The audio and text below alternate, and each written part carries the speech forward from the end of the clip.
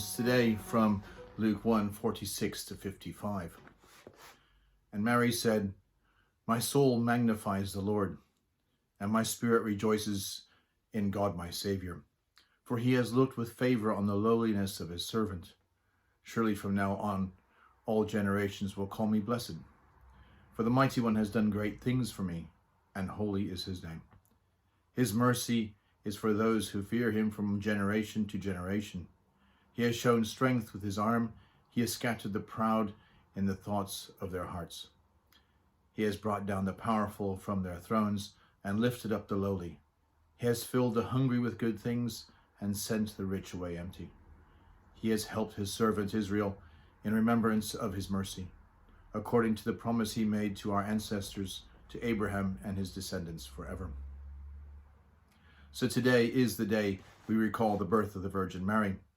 It is considered rather Catholic to reflect on it, even perhaps more Catholic than I might be. But in thinking it through, perhaps it's not too Catholic to reflect on her own birth. Mary's parents were Anne and Joachim, and they waited a long time before Mary came along.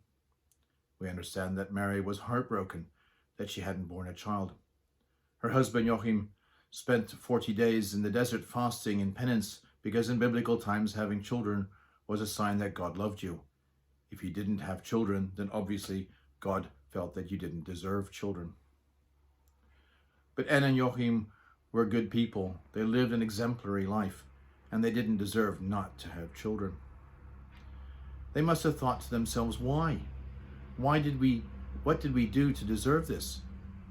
Not only that, you know what it's like in villages. People would have talked behind their backs. There would have been the sniggering. They made fun of Joachim in the synagogue. But they didn't give up. They prayed. They gave their pain of childlessness to God. And even as they approached old age, when it would be impossible, they continued to ask God for help. Then it happened. They were rewarded.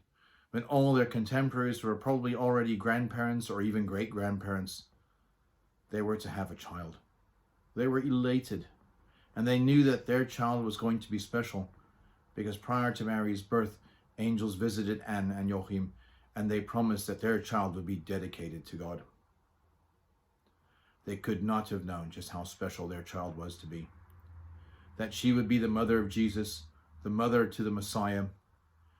Mary was marked out to be special. She was chosen for her role, but not without her agreement. Mary freely gave herself when she was asked. She agreed with the words, "Here I am, the servant of the Lord. Let it be with me according to your word." Just as her parents were obedient to God and put their desire for a child in God's hands, so too did Mary put her future into God's hands.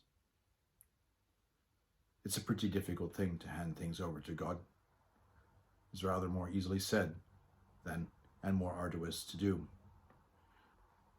In Mary's parents, we see Anne and Joachim putting their grief and despair into God's hands. And in Mary, we see her put her reputation and her life with Joseph in God's hands.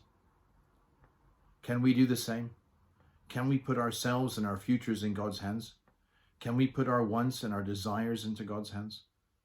Can we put our reputations into God's hands? Does our trust in God go that far? It did for Anne and Joachim. It did for Mary and for Joseph. How about we try as well?